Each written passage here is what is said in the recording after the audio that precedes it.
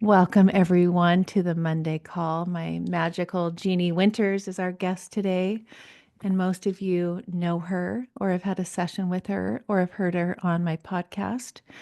And she is going to be here in San Diego in October 11th and 12th. And we have a link to a retreat, but we're not here to talk about that right now. We want to bring her on and share her magic. And I just had a human design, I say it 2.0 reading with her the other day. And I think her magic, and please, like I said earlier, share, whatever you experienced with her, if you've had a reading with her or sessions with her. And welcome, Jeannie. Thank you for having me. Hey everybody. I know most everybody on here. What what Ashley was talking about is so a lot of you asked me what the next level was, and I was taking people from foundation of human design to the gene keys because it goes into your wounds. But I did another level of human design, which goes into what we call your variables. And that's what she was talking about. So if you notice on the top of your chart, there'll be arrows pointing left or right, and then there'll be little triangles, circles on underneath the arrows. Those are what we call variables. So what it goes into is it goes really deep into your how you digest food and information, what environment you do best in. So if you should be like if you were looking to move, you would want to know if you were supposed to be living like by a shore, or you do best in the mountains, or there's a lot of different variables that it goes into. It goes by color and tone. I know some of this sounds like gibberish to some people who don't know what I'm talking about, but it just goes much deeper into you specifically and how you internalize things, whether it's your brain, whether it's your food, whether it's your information. It's just everything and how you do it. So, like Ashley and I were talking about her and her daughters, and it was really helpful because we were talking about how if they went on vacation, one of them actually does well with shores, and Ashley and the other daughter have two different aspects of markets. So if they went to a beach for vacation, one of her daughters would have a great time, and the other one would probably be antsy because she really needs external markets, which would be more like a New York type of a environment, much more interaction and things like that. So knowing this kind of stuff, she's able to set like a vacation up where she's able to, like, maybe they'd go on a cruise and they'd stop at port and be able to, be on the beach. Being on the water is also helpful for the one with the shores, but the markets, once you get to port, you'd be able to go to different locations, setting that up beforehand, knowing which areas are bigger and more active, so her other daughter wouldn't feel like she just didn't really enjoy it that much. So depending on if you we were talking also about one of her daughters is looking at colleges in the next year or so. And so, where would she thrive? I have two that really are thrive. Well, one graduated, the other one, they're both went to the mountains, and they actually belong in the mountains, whereas my son belongs by the shore. And he is actually in a city area in his college right now, and he's looking to transfer because he can't stand it. And so he will probably look toward the beach, one of the colleges toward the beach, because that's where he absorbs information better. And I didn't know that until I started looking at his variables. But these kinds of things are very important, especially if it has to do with you and another. If you and a spouse are moving, and one of you, has, you could end up both of you having shores, and you end up moving to the mountains because you think it's a good idea. That probably would not be a good idea. So knowing this stuff ahead of time is very helpful. Does Yeah, that I make want to sense? share. Yes. So most of you know that, the girls do crew, right? Well, when Jeannie was doing this reading, Paige at COVID all the things she did kind of closed up. So crew came into our reality, and she had no clue what it was, and she's like, it's a boat and we're going to go into the water, and she's like, okay, well, what is that? And I'm like, I don't know, you can try it for a week. So the first 2 days she hated it. It was hard. We're on the erg, they're on land. She's like, Mom, this is so hard, I'm not into this. And then I thought, okay, well, she's not going to be doing this. And then the third day they go on the water, and I pick her up and she goes, Mom, I found my thing. This is it. But now understanding that from Jeannie, because she resonates with the shore. So as soon as she got in the water, it was like this soul feeling like, and now I'm like, oh my gosh, no wonder. And then Presley is like an out whatever. She loves New York. Markets. She keeps Hmm. talking about New York, New York. She's like, of course she loves New York because she needs that stimulation from that. I don't know. It's just so like having children and seeing what they're drawn to is what I experienced in that with Jeannie, because it was like, oh my gosh, no wonder. It was so anyway, that was cool. Ashley has a question. Let's see. I have Yeah, raised hands. I need to put on Yeah, I was gonna ask, so not knowing what mine is, I actually live near the beach though. And I love that, but I feel like I also love the mountains. I love being in the city, and all that kind of stuff. But I guess my question is, let's say you find out you're whatever you are, and you live in the opposite of what that is. Mhm. It's not really an option to move to something else. How can you lean into or tap into sort of what is your best So state? yeah, absolutely. So being at the shores, if you were actually best in the mountains, what it means is a higher altitude. So if you were in an apartment complex, you would want to be on the top floor. Or if you were going to do some type of project and you know that you do better at higher altitudes, you might want to go on a hike and like to whatever the highest area is in your state or your city. Mm. Just understanding that, because what it is it'll be whatever your uh, energy is at that level. Your body feels the increase when you move, one way or the other. Some people have valleys, and so they need to go to places that are, like um, they have larger walls, like maybe a city market, right? And there's a lot of buildings on either side, but it's wider, right? Other people do very well with caves. This is why a lot of autistic children, if they have caves, they want to wrap themselves up in something because they don't really want the outside. So they probably have a caves mentality where that's where they do best. They feel safest in an environment that's just them, enclosed. So there's different ways that you can do it, but yeah, it's not, you don't have to move there. It's kind of like your ley lines in astrology. Everybody has, depending on, it doesn't matter where you were born. Like my ley lines, I was born in New York. So it doesn't mean that I do really well in New York. Actually, LA is the best for my communication. So if I was anywhere within 200 miles of LA, I would do very well speaking. So what I would do then is if I was going to write a book, I would find a publisher out of LA. Or I would, if I wanted to learn how to, if I wanted to put together a project, I might take a week trip to LA and do it there, and start writing my project there, or, making phone calls from LA to other places. It's just, you can even find people, like there might be a restaurant around here that actually people come from LA and they have that energy because they lived there all their lives, or they were born there. You can go there. Like I have another thing where I do very well in Egypt. I'm not going to Egypt. There ain't nothing that's going to get me there. I don't care what it is. But there are communities around here that have a lot of people from Egypt. So I could drive through or get coffee in that area, and I can think clearer. So it's just you Cool. have, Okay. yeah, there's a lot of different ways to do it. Mhm. Cool. Thank you. Sure, Kate. Kate. I have a couple of questions that when you first were talking came in. And at first I thought I didn't have any questions. Um, I know. One is just a selfish question, is not a selfish question, just curious.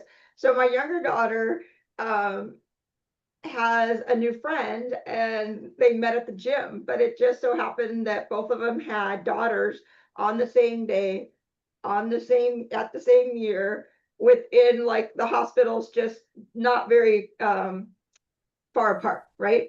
Mhm. So her question to me is like, because they're pretty different girls right now, right? But if, so she was asking me, well, if they're the same, basically general astrology, like what makes them different and that kind of thing. So that's my first question. And then my second question, kind of tying back into the kid thing, because I see this as being, like a tool for parents. And I know it's nice for us to be able to know about ourselves, but if we're going to shift this generationally, I'll call it, right? It's the parents that are going to have to understand the children, right? So what age can a parent really kind of look at their kids' charts or tendencies or whatever you want to call it for them to utilize it as a parental tool? So good question. So let me go with the astrology one first. The it depends on the time they were born. So the biggest factor in who we are outside connecting with each other is your rising sign, and that changes a degree every 4 minutes. Oh, every 4 minutes. So, and so within an hour, you're in a whole different sign. So there is, there's a big difference that could happen. So you could have one with Libra rising and one with Scorpio rising, and I the don't Scorpio, know the other girl's exact birth time, so yeah, I wouldn't know what that is, but that's interesting. I yeah, didn't know that. So yeah. yeah, that's a big difference. Um, and also if it's on a cusp, like, so that's the astrology part. If it's on a cusp in human design, it could literally, I've seen something within 20 minutes that changed drastically. Somebody was a manifester, and then Alexis, we might have had yours. It was like we switched the time or something. She was like a manifesting generator, and then she was a manifester, Yeah. or she was a generator, and then she was a manifester. It was like drastically different. Um, so it really depends, because there is a point where it makes, you could go 12 hours in each direction and be the same no matter what. So it really, They're it all coming to depends. visit San Diego. Maybe I should find a time where they can all get on Zoom with you and get there. Yeah, that would be great. Absolutely. I don't think there's any like time like where it's too young or, Yeah, No, I yeah. think, no. yeah. So as far as, yeah, as far as the age, it's not that. So a child's energy doesn't really interact with the family until after 3. So you can, it's better to know it sooner than later, first of all, because there's a lot of different things, especially with the digestion. So it's better if you know that your child does better with sounds. Um, I don't know where you went. Did I lose you? Oh no, she's here. Where is she? Oh, there you She, are. Sorry, I'm like she all of moved a sudden. too. Oh, I Someone just put must Um, have. my hand down. okay. Um, the so when, if like for digestion, for example, some kids do very well with music to digest things, that hearing music, whereas other kids need to eat one type of food and then finish that and then eat the next type of food, right? So all their potatoes, then all their meat. So if you know these things, you know not to mix, like even baby food. You know how some people mix the baby food? You are gonna make a I have a child 38-year-old angry. year old like that. I didn't Yeah. even know it was a thing. They're gonna That's the spit it way out, or well, and even if they eat it, they're not digesting it correctly, right? And so they could have, could end up having, they could, regurgitate. They could just, they could just have issues. So it's important to know this kind of stuff ahead of time. Also, the younger that you get it, the more, if somebody has like I have a client who has a 5-year-old and a 6-year-old, and she's a therapist, and she was having a hard time with the 6-year-old. She was saying that he just would not listen. He just, he kept trying to let go of her hand and running, out into the middle of the street. And I saw he had an open will center. I said, give him the option. He doesn't want you telling him what to do. I said, say, we have to cross the street. You can either hold my hand or I can, carry you across, but this is the way, one of these is going to happen. And so he's like, oh, okay, I'll hold your hand. And so she didn't say, let me come over here and hold my hand. So once she gave him the option, she said, I can't believe it. She goes, I've been a therapist for 20 years. She said, and I never thought about that, giving him the option. I said, it just depends, So fighting with your children at such a young age, it doesn't have to happen. If you understand that your child has an open splenic center, that they take in everybody else's fears. So they're probably going to have issues with nightmares. And so you might want to set the room up, at a very, very young age, maybe with, a little bit of light, or, move their room closer to yours rather than further from yours. There's different things that you can do. So it's always good to start earlier than later. But yeah. So, and also I'm going to say one more thing. Yeah. So if people haven't had children and you guys are looking to have children, highly, highly, highly recommend understanding the void of course. Do not have a child on the void of course if at all possible. And if you're going to have a C-section, you can plan it that way. You just look it up on the calendar. They have void of course calendars. That's something that I'm going to go over in detail in the retreat. But if you can look up the void of course, that is when the moon is not aspecting any of the other planets. When it goes between signs. The moon is the mother. And if you have a child during the void of course, you're likely to have less of a connection with your child. So yeah, isn't that crazy? It's very, very accurate. I have done many, many charts since I found this out, and it is extremely accurate. So you're saying void of COURSE course? Yes. Yeah. Yeah. So the moon goes on its course, and when it's always aspecting different planets, but there's a time between one sign to the next sign where it doesn't aspect anything. It's literally going out into a void. And so depending on if it's aspecting Libra, or I mean, not Libra, oh God, Venus, right? You may have a beautiful, happy, healthy relationship with your child. But if it's aspecting Pluto, you may have a more challenging, transformational relationship, but at least you have a relationship. When it's void, it's like there's no connection. You feel like, why do I feel so disconnected from this child as opposed to this child? Wait a minute. Who said that? Oh, Wendy. What about like wedding dates or that kind of stuff for void of yeah. course? Absolutely. You should not have anything important should never be done on a void of course. So if you're going to start a podcast, if you're going to start a business, if you're going to launch a new project, some kind of a new item that you're selling, if you're going to have a conversation with your child, with your partner, with your spouse, you should always plan on the void of course. So the void of course can be anywhere from it's usually it's weird times. So it might be Monday from 6:15 in the morning to 8:29 in the evening, and then it goes into another sign, and it may be another void a few hours later, or it could be a day until the next void. So the thing that I do is in the beginning of the year, I highlight all of the days that have no voids whatsoever.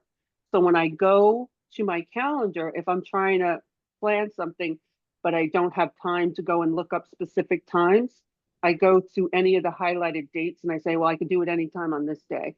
So it's again, so well, there's more to it. Oh, sorry. There's a lot. It's a lot of time. I mean, Yeah. obviously there's short spurts, but I mean, it's like June 1st to June 2nd, June 4th to Yep. the 4th, 7th, Yes. 11th, 12th, 14th. Like there's a Yeah. lot. Got to do Yeah. your research. You definitely do.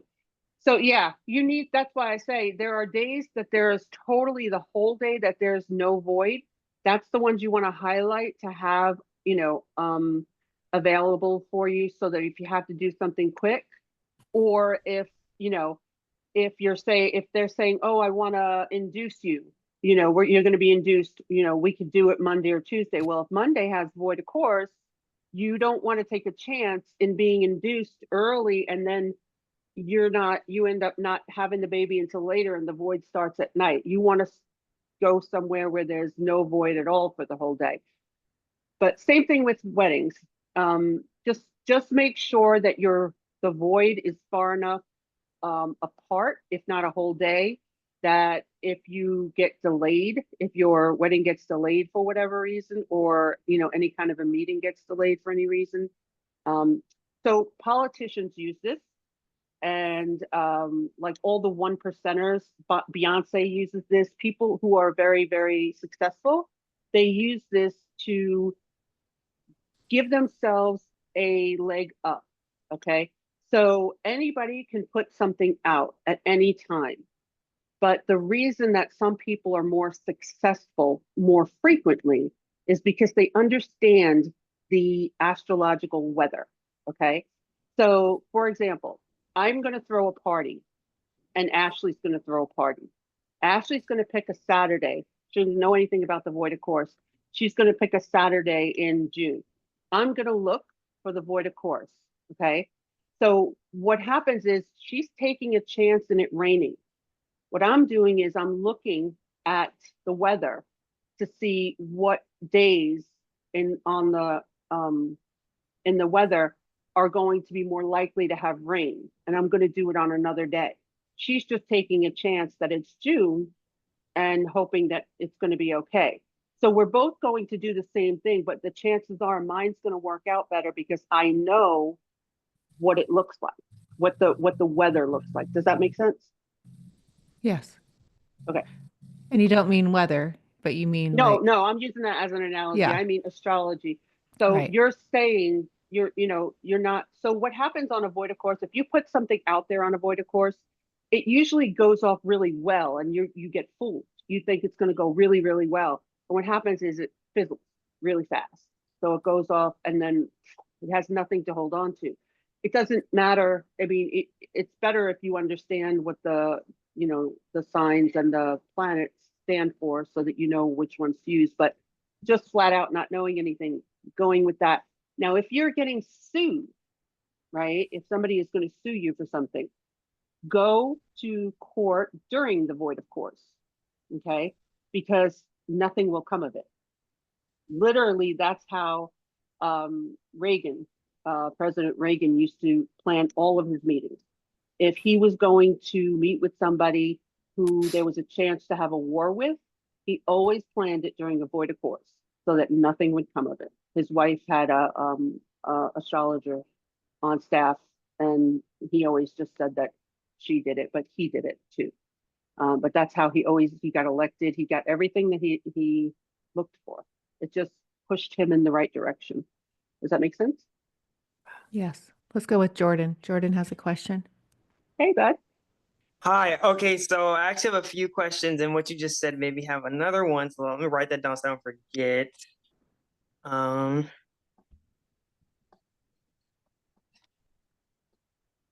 okay.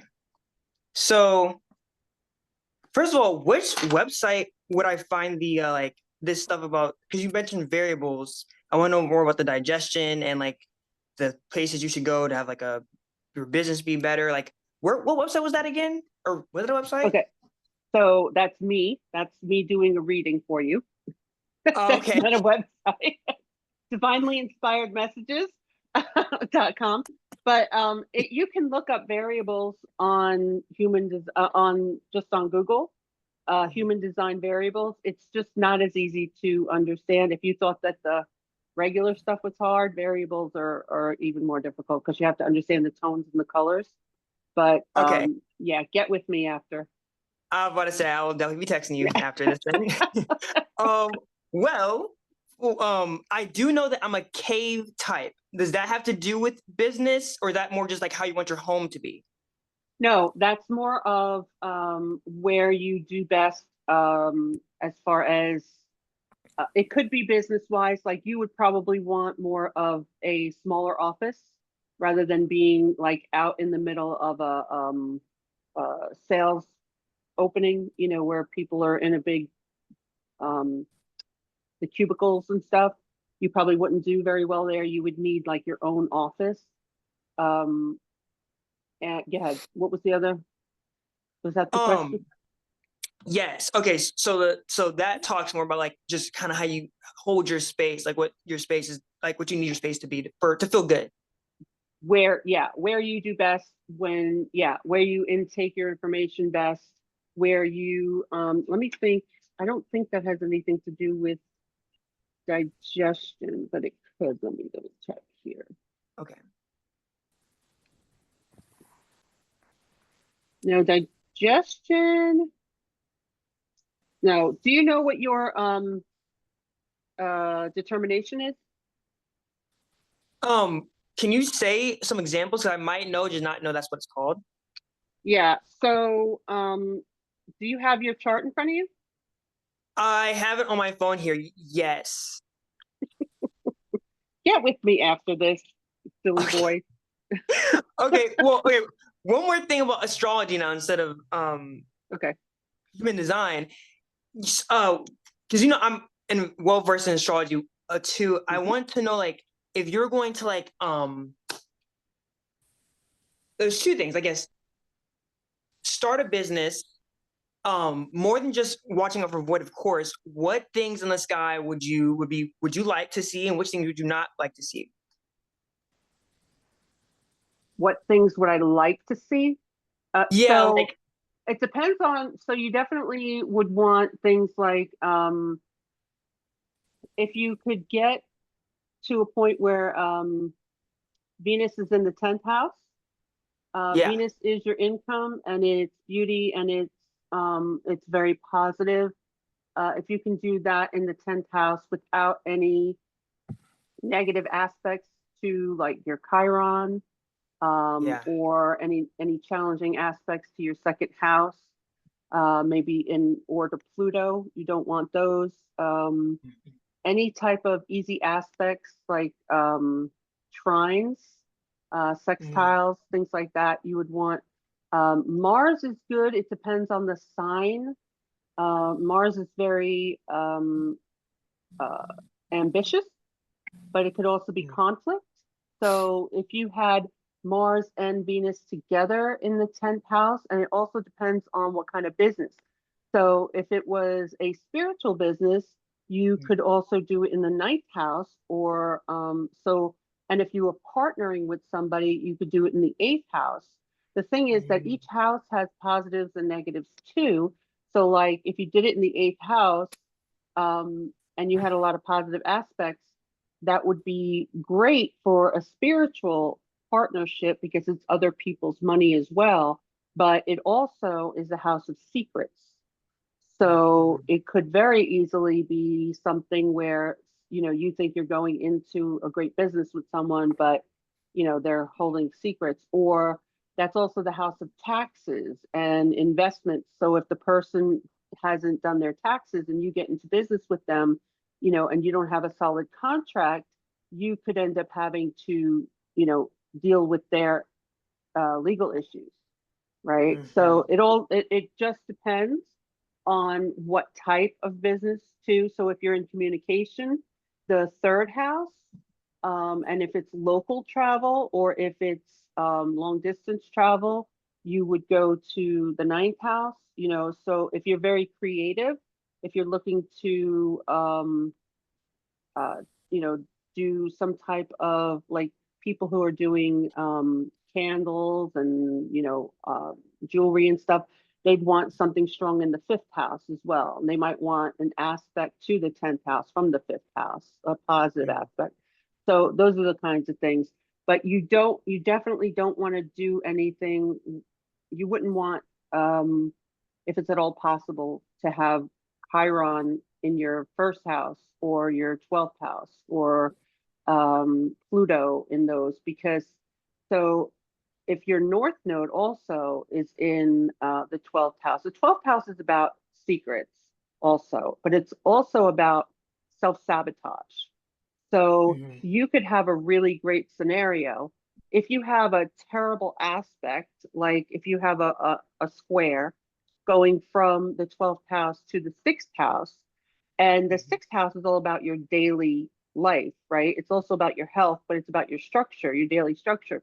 So you could actually, if you're self-sabotaging, right, and you're not paying attention to who you're in business with or what you're doing or whatever, you think you're making all the right decisions, but the challenging aspect is to the 6th house, and it's because of what you're doing in your day to day. You're actually undoing everything that you've been trying to do. Does that make sense? Yes. Mhm. So yeah, Thank you you. just have to, yeah, there's a lot of different ways, but the aspects are more important than anything in my opinion, because that can change very easily. And it depends on, see, because of your age, you're young, wherever your Chiron is, it's where your wound is. When you're over 40, the Chiron really is wherever it's placed. It's more of what you're doing with what you've learned from getting hurt. So I'm 55, and so my Chiron doesn't show so much me being in pain. It shows I'm coming out to teach everyone all the stuff that I learned from the pain I went through. So Mhm. it shows up differently. Mhm. Make Understood. sense? Thank you. Thank Yeah. you. You're welcome. Jeannie, can you Thank talk about the wounds? Because I think I learned something more from you. And I think that everyone here would love to understand how we choose our wounds. Yeah. That would be a So fun thing to talk about. yeah, so there are 6 core wounds. And so there's like separation, which we all have all of the wounds. We just have one that is what we deal with in this lifetime mainly, right? So mine is guilt, right? And so I didn't understand that at first. There's shame. Um, there's I always go blank when I have them written down somewhere, but there's just can't think. It's okay, but we get it. Anyway, We have you get wounds. it. So denial, that's one of them. So anyway, so what happens is guilt is actually not what I thought it was. It is that I feel guilty about everything. And that is a problem with the fact that, all right, so your core wound is so important. And the reason people don't understand this is because we think I'm happy. Everything's good. My life is great. you're using all these affirmations. The thing is, your core wound sits deep in your gut. Okay. And the universe listens to that. Okay. You picked your wound for a lot of different reasons, but you picked all of your wounds, right? So your core wound is the main wound. So mine is guilt. In the first 7 years of my life, there was a wound, a very specific wound that you can find through gene keys, very, very specific to you. And you get triggered somewhere in that first 7 years for that wound. Okay. So when I'll just say it, somebody inappropriately touched me when I was 7. That was the trigger for my SQ, my spiritual quotient. That's the first wound. Okay. It wasn't what happened. That was literally anything could have happened. So it could have happened any time along those first 7 years. It was a trigger because I wanted to learn or to deal with whatever this was. Then from 8 to 14, another wound is there that you pick, and another trigger comes up. That is your emotional quotient. This is an important one because this is what we call this is the way you deal with boundaries. It's your emotional boundaries. And this is where a lot of people get inappropriately touched because this is where you're learning what is okay and what is not okay. And depending on how you were conditioned to think, oh, it's okay if people come near me, or no, it's not okay if people come near me, you're learning your boundaries. If it wasn't, taught to you, depending on how you were raised, it wasn't taught to you that nobody should come near you, then your boundaries get, push people push over on your boundaries. So this is something, depending when this happens, if you tell, if you how you get supported. Does your family tell you to brush it under the rug? Do your friends support you? Do they get you therapy? Whatever the guidance is, if it's good, then you won't deal with this in the rest of your life. If it's not good, then you will deal with this for the rest of your life. And you think it's that thing, but it's not that thing. It's the wound underneath that you picked. That was just the trigger. It could have been anything. And then the next one would be your intellectual quotient. And this has to do with you feeling, that you're smart. And so this is between 15 and 21. And so this is when you start giving your theories about the world to people, and your friends shoot you down. And this is where the whole, people start going back and forth in college about, well, you don't know what you're talking about. And this person's an idiot. And everybody's just, in high school and college. And so that's another trigger, right? And then there's a relationship trigger. It's called an attraction trigger. So whatever your relationship is to people intimately, there's a trigger for that. So it depends on what you came here to do, but they're all connected to your core wound. So if your core wound is guilt, so that wound that I dealt with was attached to me feeling guilty that I did something wrong. You see, even though I did nothing wrong, I was 7 years old, right? But I felt guilty. So it goes back to my core. And then somebody else doing something within my boundaries, I felt guilty that, well, if I wasn't so stupid, I would have known better than to get in this situation. You know what I'm saying? This is how guilt works. So if you understand these, there's actually a way. They have different ways of dealing with it. It's not just what a core wound is, but it has a way to heal from it. Like it's specific, like if with guilt, you have to guilt reminds me a lot of denial, because guilt, you're not guilty of the things for the most part. You just feel guilty for what has happened. And what happens as you go through life, if you're dealing with guilt, and I'm just using this because I know it so well, is that even if you do so, I'll give you a perfect example. If I go into a store and I bump into somebody and they drop their package, I think, oh my gosh, I am so sorry, right? And I go and I help pick them up, and I walk them out, and I don't, but I worry about it then for the rest of the day, because I feel guilty. I feel like I just ruined that person's day because I bumped into them. Did something break in there? Did they, do they have enough? What if there were eggs? What if they were running late, and I go through all these scenarios in my head, right? So the guilt now is causing me to put out an emotion that is attracting negative stuff to me. Things, because I'm thinking that I deserve, I'm not thinking this, I'm thinking everything's fine. I'm thinking I'm being nice. I'm just concerned for this person, right? No, that core wound is saying, guess what? You're going to be punished for this. And so over the next few days, something is going to happen to me because I'm attracting something that horrible, and I'm going to get punished with karma for something worse than what I did. Okay. This is why when people say, why do good things happen to bad people and bad things happen to good people? It's because people who consider themselves good worry. We're all like, oh my gosh, I'm so sorry. I can't believe that happened. I feel terrible. Da, da, da, da. And that is saying I should be punished. That's that energy. But people who, pick any politician, who they do horrible things, right? And then they just like, well, that's just how life is. well, they don't worry about it, so they don't get punished for anything. So good things keep happening to them because they truly believe they deserve good things. This is how you're bringing things to you. So if you know what your core wound is, you can work on that and not have that actually affect you every single day. This way you'll be able to manifest more. Does that make sense?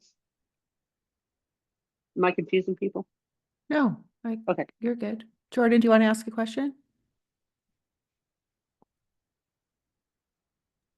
Yeah. So, I want to know your thoughts and or tips on the rejection wound. That's the one I figured out on my app. What does I've been working through it. I'm doing pretty good, but like I just want whatever you could tell me, like what is the secret behind that for like, really tackling it. Okay. So this one, it'll go deep. I actually, I can give you more detail, but rejection is all about, you have to start to value yourself. Okay.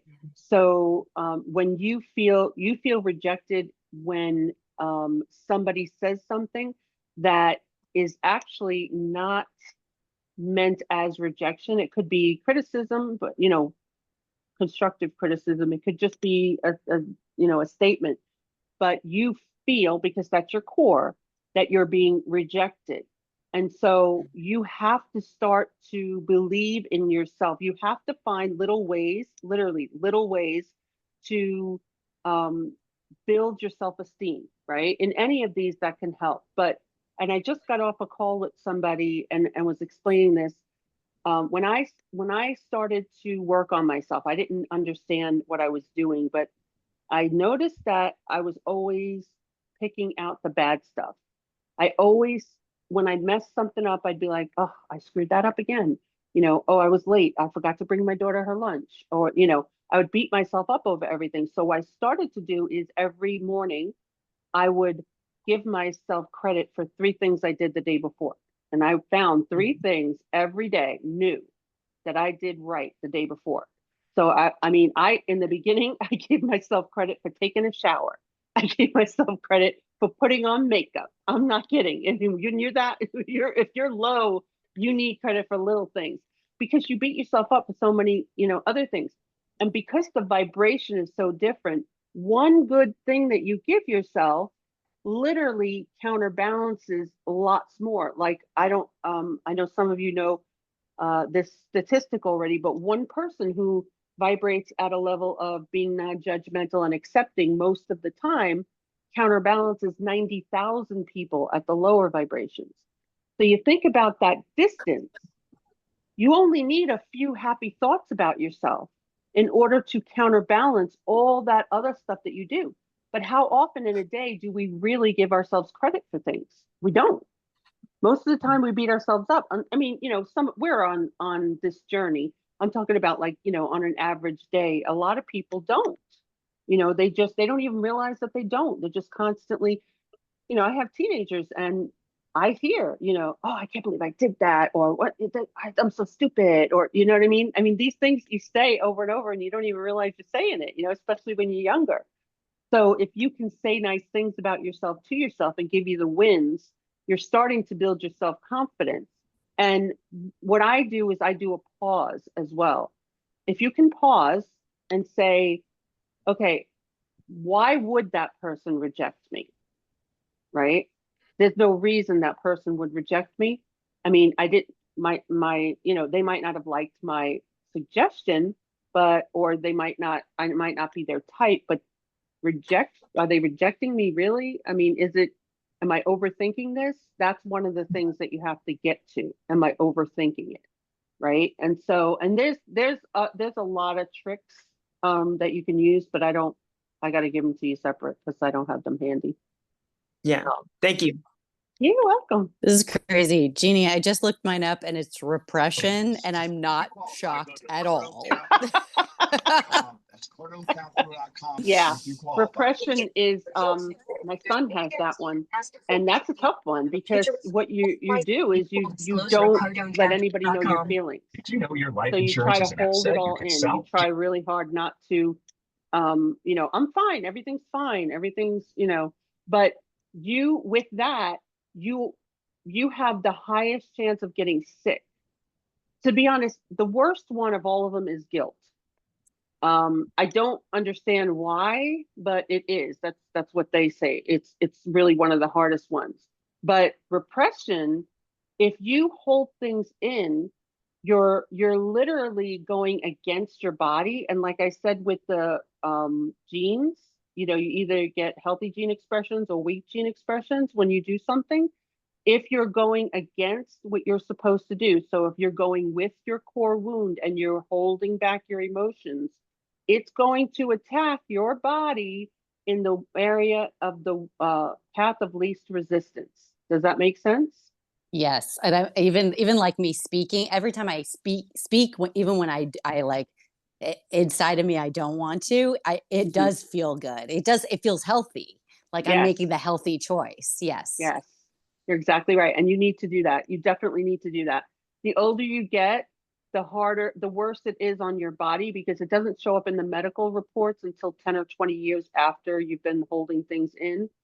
So you will have issues with your thyroid or your you could have, I mean, there's a lot of different things. Most people struggle with either hypo or hyperthyroidism when it comes to that, but you can also have issues with your I'm trying to think, not your, well, your stomach.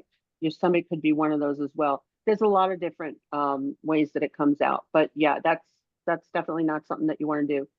And shame is another one that's a, it's a tricky one. Um, but it is, I don't know how both of my girls have that as a um I think shame. I gotta be honest.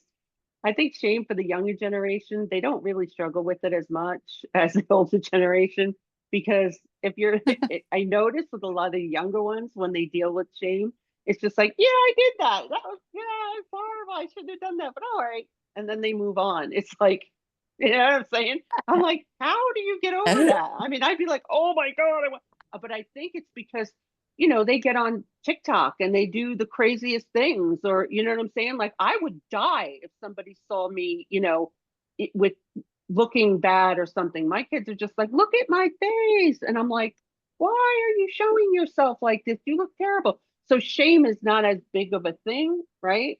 But I always tell them if you're not going to be proud of it being shown all across the world, then don't do it. But it's just the opposite. It had the opposite effect. They don't care what the rest of the world thinks. You know what I'm saying? So it depends on the generation that you come from. But yeah, that's Thank you. yeah. And Wow. Thank you're you. welcome. Absolutely. Denial's another one. Denial's a very important one too, also, because if you have denial, you try to put your issues off on other people. Everything is everybody else's fault. You are not doing anything. It's like, you know, if you ran late, well, I ran late because you're always later than you say you are. And so I did it just because I knew that that's what you were going to do. And so that's why, and so I'm not wrong, you know. And so I mean there's so that's a really funny one to watch because they'll sit there and tell me, I'll be like, hey, no, that's all you. You know what I'm saying? So you have to, if understanding your core wound will unpack all the different wounds that you have, all of them, and it just opens everything up, and then you're like, oh, that's why I did what I did. That's why my life has been the way it is. I didn't know that, you know, and things get a lot easier. Jeannie, Yes. Yeah. which chart do you find your core wound in? Oh, so it is in your gene keys. It's what we call, if you're looking at your gene keys, it says vocation, but it is actually it's also called your core. It's just they don't have it tagged core and vocation. It's just shows vocation. So if anybody wanted to run their chart without getting a reading, you can go online and look up Gene Keys and get a free chart. You want to look for the vocation, and it'll have the it'll have like the gate or the gene key number, and then it'll have a dot and then a number from 1 to 6. And then what you can do is you can look it up online for free. You could say, you know, this gate and then this line in your core wound or whatever. And but I can't promise that you're going to understand the whole thing. But yes, you can get this information. I mean, I don't believe in hogging information. You could totally get it. That dot number, the number which is a line after the gene key, it's like I said, 1 through 6. So I think 5 is guilt. If I'm right, 4 or 5 is guilt. 1 is repression. So if you know whatever number that is, it doesn't, the lines don't follow the same system as human design. So you can look up the human design number that way and the line in it, but it's going to be a different meaning. So you would want to look up, you know, core wounds, and it'll give you 1 through 6, and then whatever yours is, and then the number next to it, the gene key that's next to it, is the main thing that you're dealing with. So mine is gate 22, which is anybody who knows, who has gate 22 knows what I'm talking about. Gate 22 sucks. No, very hard to deal with. But it, and I have a 5 there. So yeah, so then mine is guilt is 5. And so gate 22 is all about grace. So my core wound is having to learn how to see everyone as equal in this world. And to do that, I had to go through many, many, many, many struggles. So that one will beat you down. There's a few of them that will, and that's one of them. So if you know what your, you know, what your core wound is, you'll, and then the line, then you'll know how it plays out. So mine just happens to be grace. Yay, grace. Any other questions? Any other? I have a question. Yeah. What does it mean when you have 2 children that are both projectors? Because both my kids Ooh, are. 2 projectors. That means you're in trouble. No. Yeah, I have boy. one. Oh, you do? Yeah. Oh, good. Do you know what their profiles are? Are they 1-3s or 3-5s, or what are they? I don't remember. Okay. So Um, projectors is so projectors are here to guide people, right? But while they learn how to do that, they will the shadow side of it in childhood is kind of bossiness. And so they will, you know, kind of tell you what they think, you know, instead of, you know, and it's so their opinion is very open. There's nothing wrong. It's great. They will need sleep. They will need a lot of sleep. Not as children so much, but as they get older, they are not meant to do physical labor. They're literally here to do something mental or something like a project manager or a therapist or, you know, things like that. They're thinkers. They're not people who are here to do physical labor. So okay. keep that in mind, because that doesn't mean they can't clean their rooms, but it does mean that you wouldn't want them to get a job doing something like really strenuous, like for a summer job, because they would feel like they were a failure if they couldn't fit, you know, couldn't do it, and they were tired and everybody else was doing better than they were. It's like setting them up for failure. So you would want to do something that they could sustain, because they don't have the sacral defined, so they don't have the energy that the 70% of the world has. And generators have that, manifesting generators, but projectors don't. And so it could make them feel like they set themselves up for something, for failure. So you Oh, would wow. want to, yeah. So like doing some type of like, I don't know, helping a teacher, or helping like, they could do something at a grocery store that's not like manual labor. They could do like a cashier. They could do, you know, uh, I mean, they could do stuff like riding a golf cart, you know, to deliver things or whatever, stuff like that. But physical labor, like lifting things, building things, they're going to be exhausted. I mean, halfway through, and it will affect their health. So you don't want to do that. My daughter's only 7, but she is like nonstop sports. Would that be a problem? No, because she's young, and when she's around other people, she's taking in their energy, but she needs her sleep at night. She Yeah. definitely needs her sleep because when she gets older, when we start separating, we don't have like groups of people around us all the time. She's not going to be able to do it. And you know, she's just, and it's not a bad thing. It's just that's just she's here to guide. She's one of their leaders, you know. She's a definite leader, so that makes total Mhm. sense. Yeah, they're here to lead. Not a bad Cool. thing. Yeah. You know, I want to share my thing because so I have a projector with Presley and a manifesting generator, which I am with Paige. So we're the similar. So my experience with now knowing Jeannie and what I learned from all of us getting readings was that when Paige was in at home, like this has been 1 year for college, right? So she kind of overshadowed Presley's personality as a projector, which I didn't know at the time. And then Paige left, and then Presley's sitting there in the morning, and I'm like, let's go. Let's be gratitude. Come on, let's do this. And she just couldn't do it. And I didn't realize now that I understood from Jeannie, like, that's not who she is. And I'm sitting here Right. making her be what Paige was. Yeah. Like Paige had the energy in the morning and she overshadowed Presley. So now I Hmm. have just Presley. So understanding the projector and seeing her in the morning, like, helped me so much. Right, Jeannie?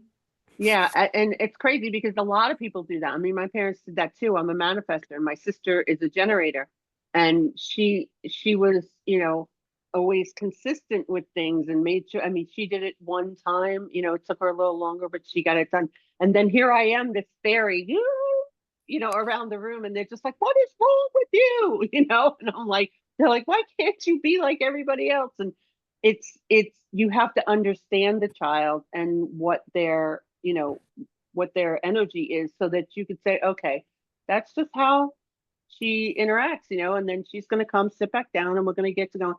But I had spurts, right? I have spurts, but my spurts are strong, right? So when I sit down to do something and I'm ready to do it, it is like as if someone else took a month to do this and I do it in like a day, right? But then I need a week to sleep, right?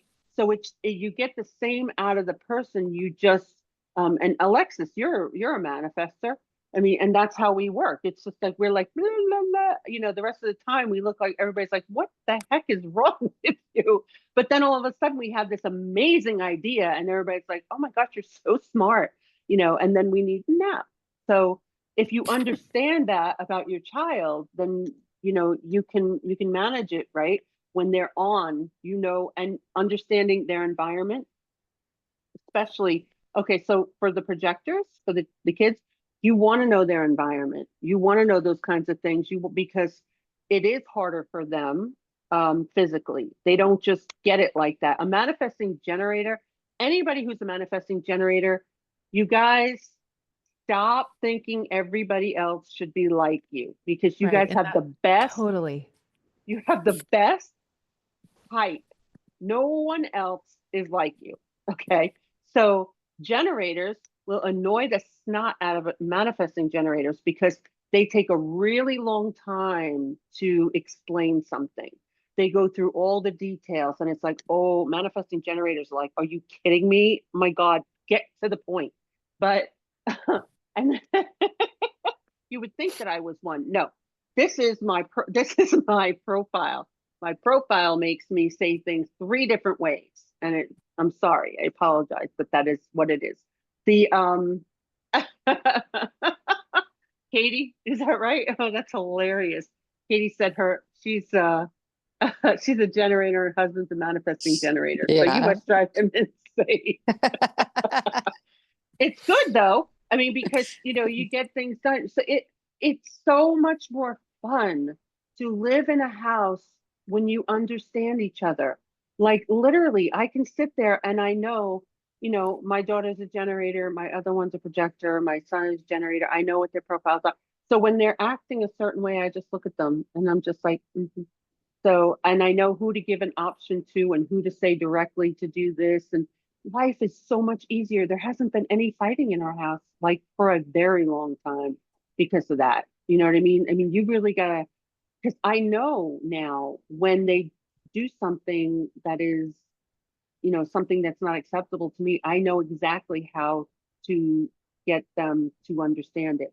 Where one I could say it directly to, and the other one I have to say, hey, let's talk about that. Let's talk about what happened the other day. What do you think about, how you handled that? And she's like, oh, and she just does it for herself as to, you know, there's just different ways. And I did not do this when they were little. When they were little, I was just like, what's wrong with you? Just like everybody else, So understanding that is just it's so spot on, so spot on. And if you can get the environment and stuff like that, I mean, it's when one of my kids struggles with something, with like learning something, my niece especially, I can take her to where she does best, like to a park, and we can do her spelling and any of that kind of stuff in the park because she's all about nature and it helps her learn a lot easier. Whereas, we used to just have her sit in her room,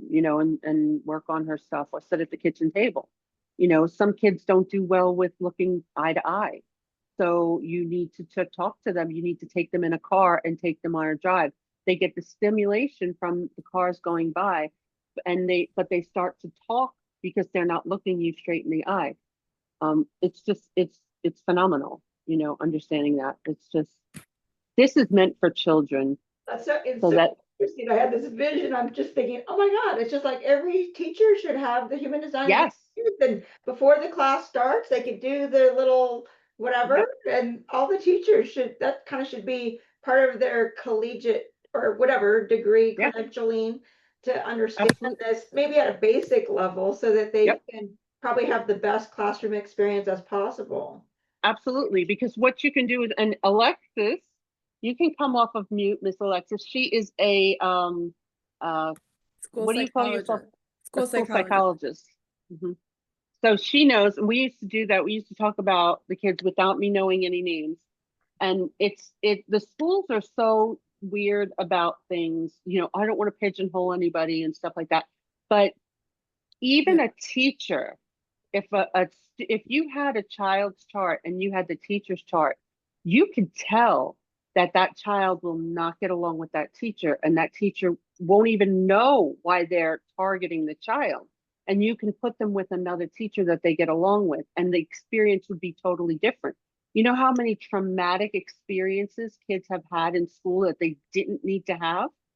And they don't even know why. Or one kid might be a projector and they might be sitting with like four manifesting generators and they're feeling all this energy. And if they have an open emotional center, they're taking in all of that energy and all they want to do is cry, and nobody knows why. What's wrong with this kid? They got issues, and then I mean, you're setting them up for failure.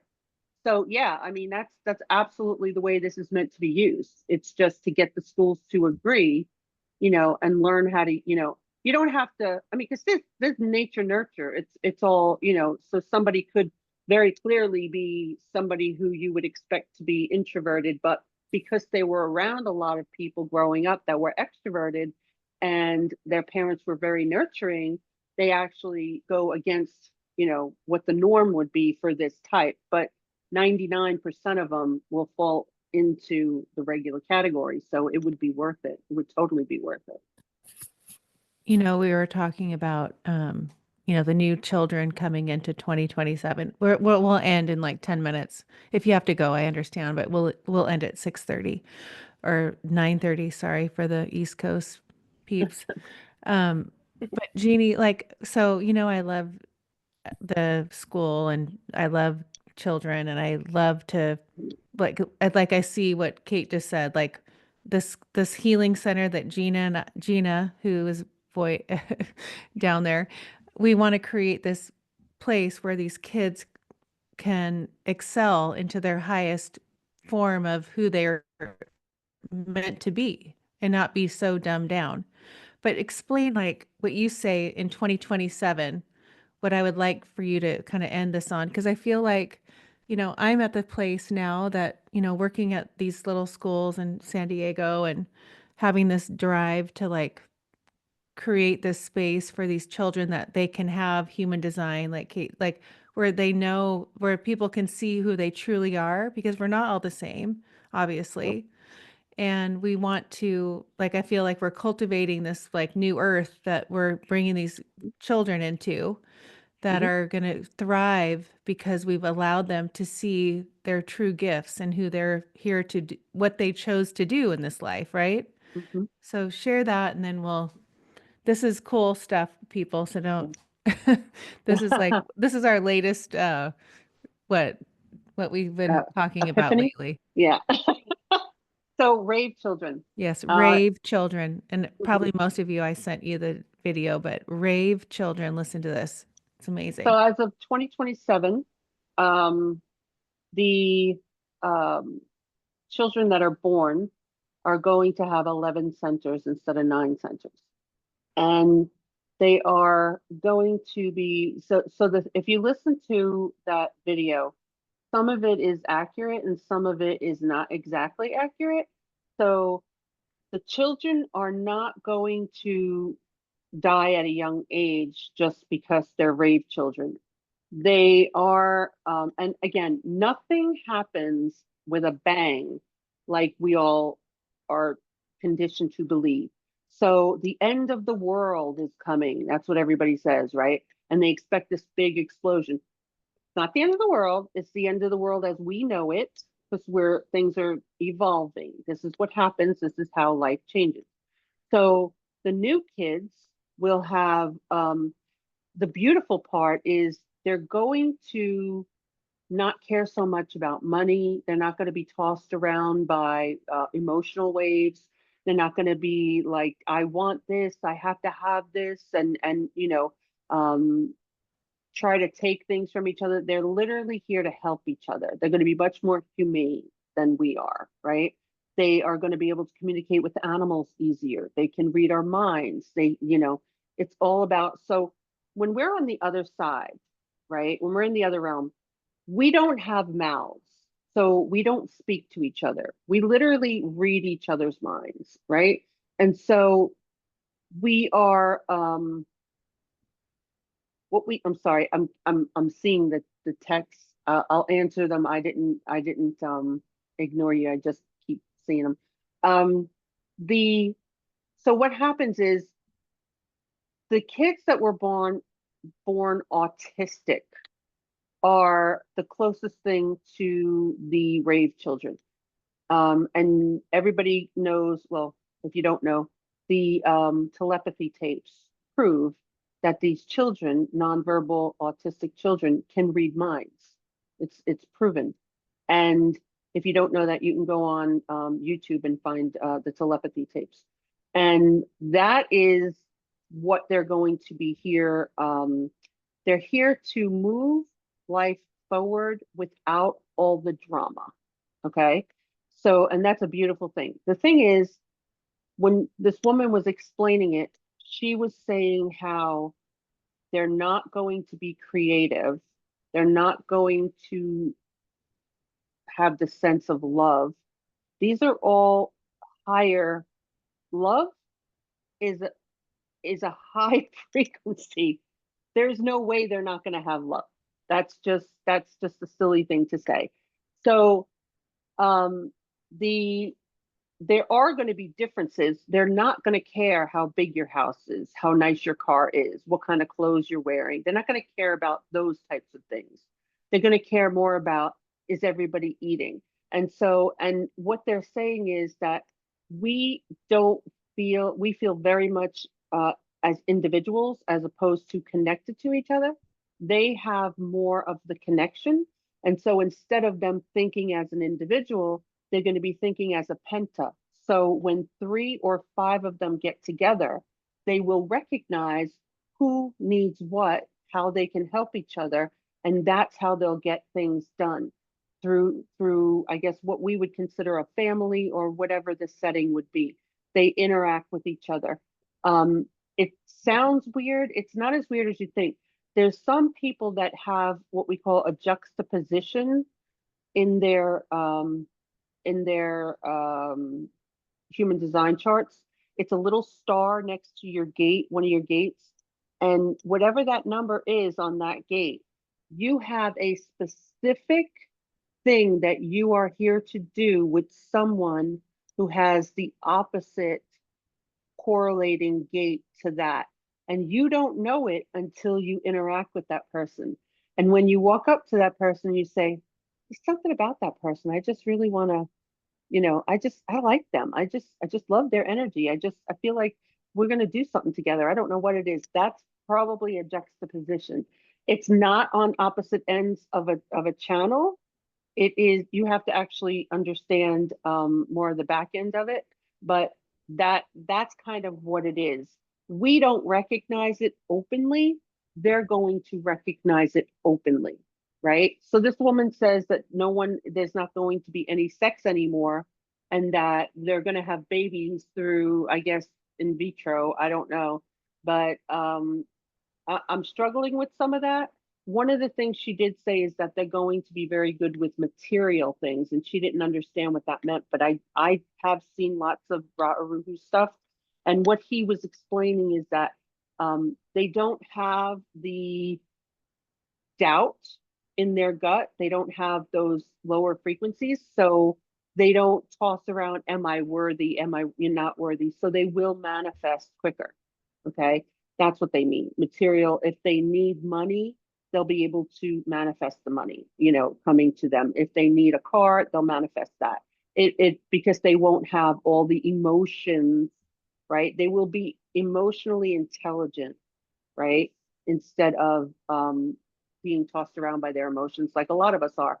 I mean, look at that guy. I don't know if you guys saw over there. I think this was in North Carolina, where the guy was fighting with his wife and he decided he was sick of it. So he ran his car into the front of an oncoming car just because he was tired of fighting. That is someone who is not emotionally stable or intelligent. You know what I'm saying? That's what we're doing. We're shooting people. All these things are happening. They're not going to have that. They're going to be born without that. But they also come with different, they are going to need to eat differently. So they won't have certain things in their system set up like ours is, because some chromosomes are going to go offline, like chromosome 24, I believe, which is equivalent to gate 49. And what that means is they won't be able to digest meat, so they'll need to be more plant-based, and milk won't be very good for them. So if you've noticed, a lot of people have been pushing away from meat over the last decade or more, and that's because they're they don't, without realizing it, they're prepping for the new way of living, because we won't need as much dense nutrition. We'll need lighter things to eat, and so if you feed them, meat and milk when they're not supposed to have it, their bodies won't be able to thrive, and that's why they say they'll die earlier. But I'm sure the doctors, well, I can't say I'm sure of anything, but it's going to be like anything else. When a new sickness comes out, it's going to take several deaths before they catch on. I mean, the information is out there, but whether or not doctors consider it legitimate is different, you know. So, but they will be amazing. I mean, they truly will be amazing. It's the next level for us. It's where we're headed, and I think it's wonderful. Thank you. Thank you, Jeannie. I loved it. I just kind of like, I was thinking, can anyone what was their takeaway from this? Because I've had so many, but I want to know because I love Jeannie so much. Diana, what was your takeaway? Well, I had a reading with Jeannie a few months ago, and one of the things that I just remember so clearly, and I thank you for that, Jeannie, is you were like, you're more powerful than you realize. Like you walk around manifesting constantly. And I was like, well, then why aren't things manifesting faster? And I'm a manifesting generator. And she said, it's because whenever I think of something that lights me up, the fear comes in or the doubt, and I squash it on my own. And so I was like, okay, I'm going to be more conscientious of that. And so one of the things I mentioned to Jeannie is that I wanted to expand my studio, like get a new location. And like literally 2 days later, my husband's like, hey, the location next door to us is opening up and the rent is super cheap. And we're like, let's jump on it. And I was like, whoa, this is crazy. Anyway, that fell through, but it's okay because that led to us finding we're going to start looking for the place that I had in my mind, the perfect place. The other place I would have been settling, but I still was like, oh my God, this is amazing. Like it's been 2 days since I talked to Jeannie, and all of a sudden here's this new, but that one didn't work out, but it got the ball rolling. To where now we're like, we know where we want it to be, and I have a visual of it and everything. So that was amazing. And then we also talked about how I have one of the gene keys where I'm going to work with autistic children. And I was telling Jeannie that I have clients at my studio. I have a modeling school, but I have clients that are autistic and that have Down syndrome. And you would never think, like, why would a modeling school have those kind of clients? But I have those clients, and they're my favorite people to work with. And so you said that I have like one of the gene keys that I'm gonna be working with them a lot, and that I should tap into that some more. And so after I talked to you, then yeah, there's been more opportunities, or people have been telling me, hey, you should do this, or they see my Instagram and I'll show like some of my clients with Down syndrome or whatever, and people are like, oh my God, that's amazing, I love it, and those videos get the most traction of anything I post, which I think is so surprising to me. So I think people feel the love, the connection, that it's more, it's not just like, oh, like, look at this gorgeous model. Like it's deeper than that. No, so true. Yeah, no, you Yeah. have that connection for sure. I love that. And that's what draws me to you. And I've known you before, like watching you with that sweet Down syndrome girl. Like I get it. Like there's something in your heart that is that magnetic pull to that. And it's so great. Yeah. And I Yeah. love it. So, I and then can, just having the reading, it kind of solidified it. Like, yes, this is the right path. It's not crazy. Like, just go with it. right. So thank you, Yeah. Jeannie. I love Thank that. you. Wendy, what about you? Do you have any takeaways from tonight or anything that you've learned with Jeannie?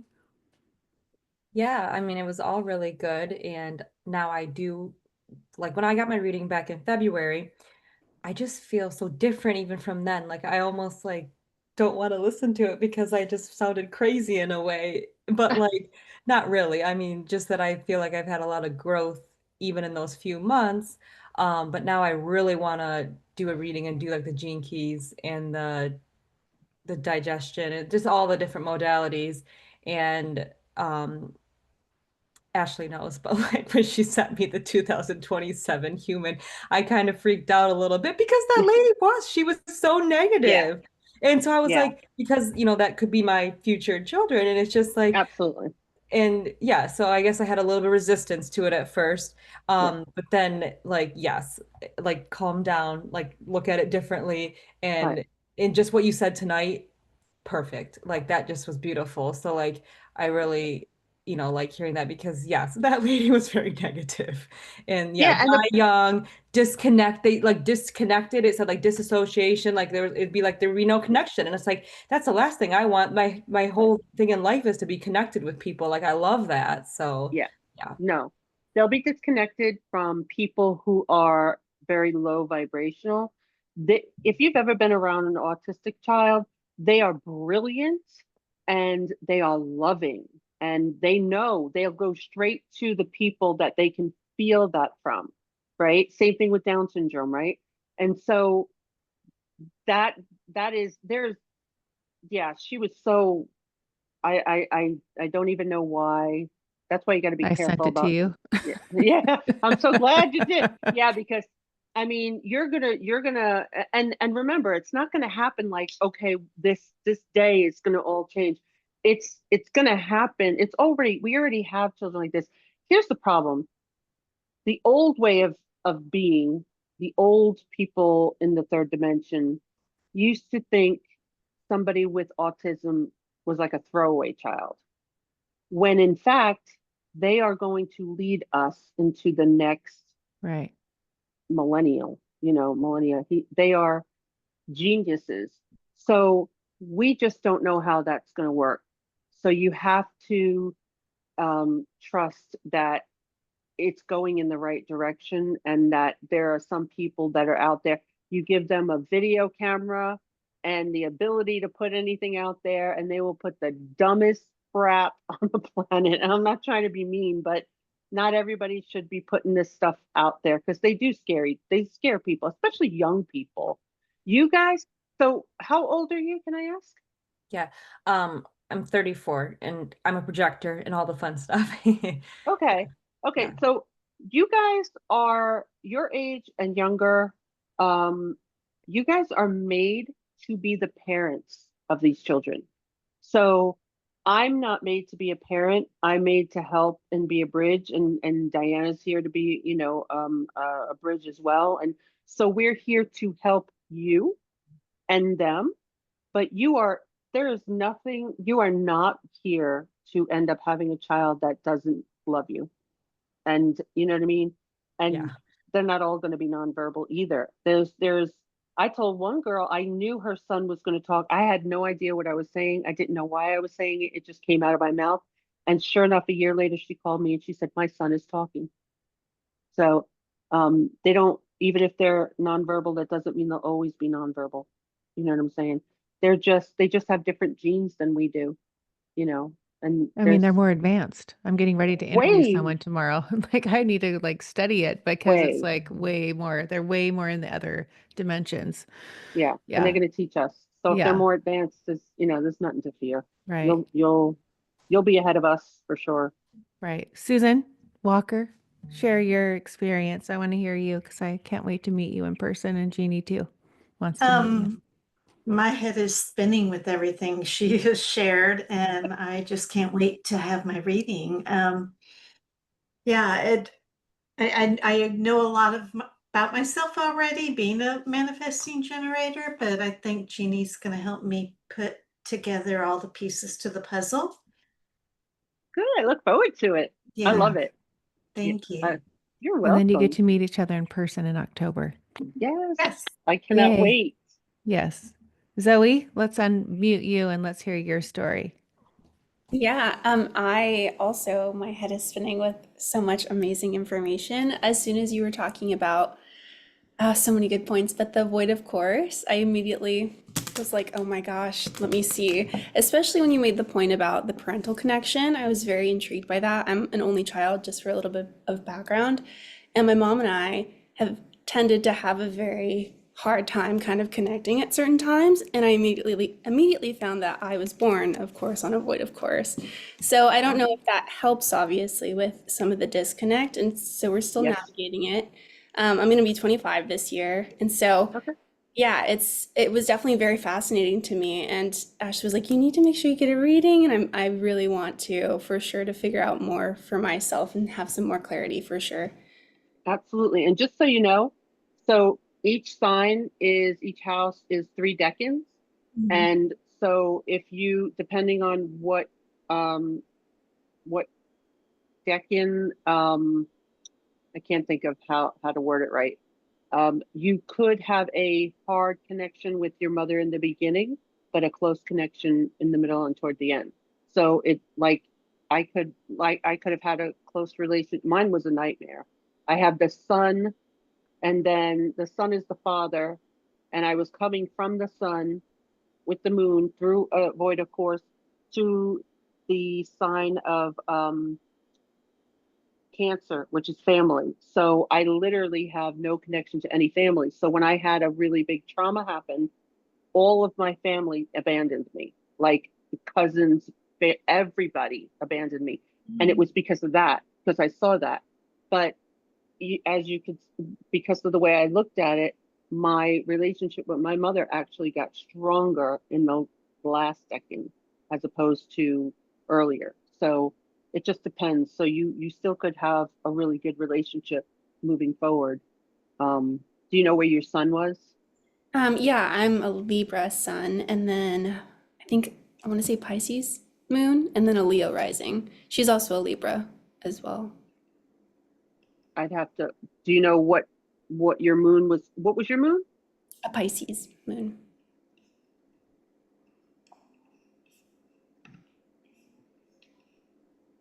Yeah, I'd have to look at that. I'll have to look at that, and I'll tell you.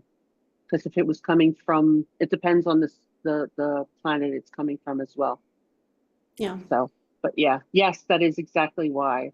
Um, it's exactly why. I didn't. I mean, it's just fascinating how this stuff works, but it does. It works. I mean, that's where the energy is. So, Yeah. Thank thank you. you. Yeah, thank you. Thanks, Zoe. Carol, you had your hand up? I didn't know if you wanted to share something. I know we can't see your face, but did you want to Yeah, share? I know it's late, that's why I put it back down, but I just learned from Jeannie when we met a few days ago that my youngest son, I had him during a Voida course. And we were great when he was born up until his late 20s. But anyway, we're kind of going through a disconnect now. He's going through some things. So she said, oh, he was born, during the Voida course. But And his is in the middle decade.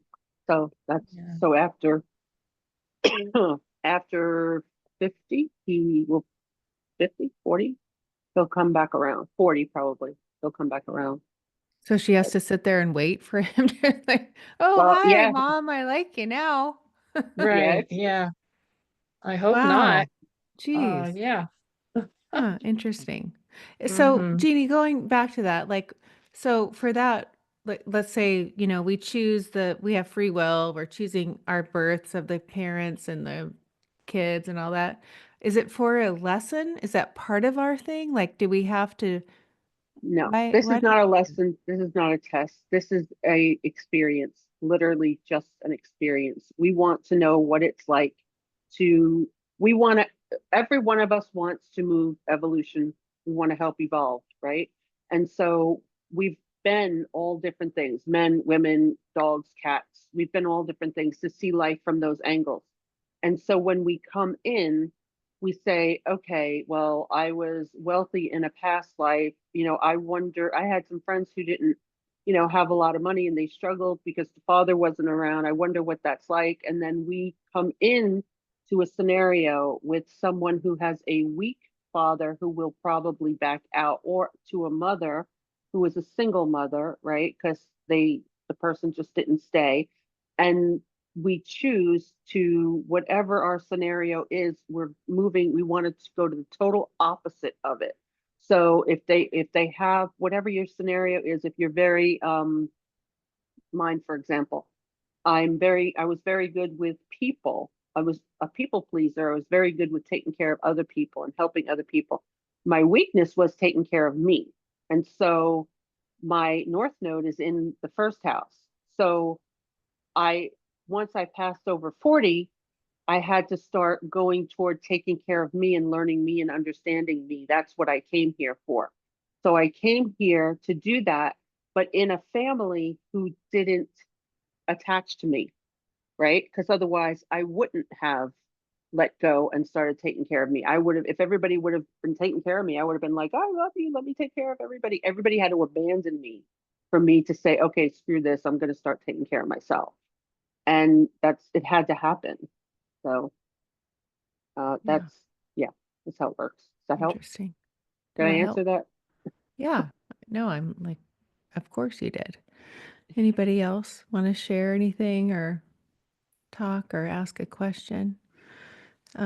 Jeannie, thank you. Thank you. I know it's so late for you and all my East Coast peeps. Yes. Thank you Thank so you. much. That was so fun. If any of you want to connect with Jeannie, text Oh, me.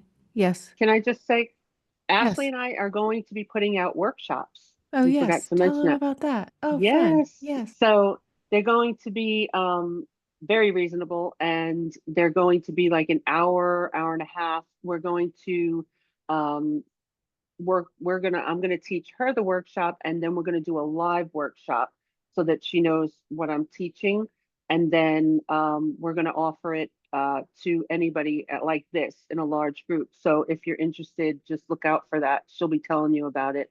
But it's everything that I know, right? So it'll be astrology, it'll be void of course, it'll be human design, little pieces here and there of different things, how to connect with your the first one is going to be how how to influence other people in your life, like whether it be your spouse, your children, your family, because you're connected to them, and how to help push their energy in the right direction as opposed to in the wrong, because we tend to worry about them and we don't realize what that does. And so I'm going to explain how to do that in detail with examples. That'll be the first one. Yeah. I'm recording this, but I'm like, thank you, thank you. Yes, Carol. Um, so Jeannie has these things like, and I want to give you like what she's done for me. I'll say something like, "Oh, Presley did this or Paige did this." She was like, "Well, all you have to do is either write it out as if it's, the way it's going to be, think this way, and it'll be that way." But she's given me so many tools as a mom, but she's like this people that even aren't moms, like Wendy or Zoe, like you're like what or Katie. Um, it's like understanding how powerful our minds give the okay, we're gonna end here. But say the story that you told me about when your husband was with your daughter and you had the mind and you're like creating that in the Which one? park, and he was with her and you said, okay, I'm gonna go to the park, and you went to the park and he was Oh, no, no, that wasn't him. Oh, you're talking about, okay, so you don't have I said I'm not going to worry about my children. I don't have the bandwidth. Oh, okay, you talk about my ex-husband. So this happened with everybody. I said if my husband is doing something wrong or my kids are doing something wrong that I need to worry about, let me know what it is and let me know where they are. And I used to get I still do. I get pictures of places that I would recognize, or even if I didn't recognize it. And I would know that something was like sick wrong. Like I would get this sick feeling. So I left work one time. This is what she's talking about. I ended up driving to North Raleigh. I live in Apex, North Raleigh, and to this, you guys don't know what that is, but it's further. It was like 30 minutes away. And I ended up finding him driving around with my baby drunk. He was drunk. And I went straight to a place that I have never been to before, ever. And I just put it out to the universe that that's what I wanted. I don't want to have to sit here and worry all the time. So I did this with my kids growing up. And so I saw a park one time, and I knew which child it was. I could just sense which child. And I drove over to the park, and there she was with some kids that she wasn't supposed to be with. And they all started saying, don't hang out with Jada if you're going to do something wrong, because her mother hears from God. that's funny. So they said she busts us every time. And I did. I knew every time they were doing something, it was like, oh my God, how do you know this? And I was like, just go. So you just have to put it out there. The Yeah, universe we all asks can and do it is that. given. Yes, ask. Hmm. Yes. I Yep. love that. Anyway, I love that little nugget the other day. Anyway, Crazy stuff. It's all you can about do All the right. that too Well, words with you your, use, right? you You've been what? telling me that for 3 years. It's all about your words. Be careful with your words. Yeah, Yeah. it's absolutely. true. Very true. Anyway, thank you, everybody. Another Oh, thank magical you, Ashley. Monday. June starts off on a good foot, and then, it's like July will come. I feel like May went so fast. Like, what the heck? And now we're into Seriously. June. Yeah, it's crazy. Anyway, Yeah. I love you all so much. I love you too. Thank you guys. You. Thank you. Thank you. Thank you so Mwah. much. Good Mwah. night. Bye. Thank you, Ashley. Thank you, Jeannie. Thank you. Have a good night. You too. Too. Bye. Bye Bye. bye.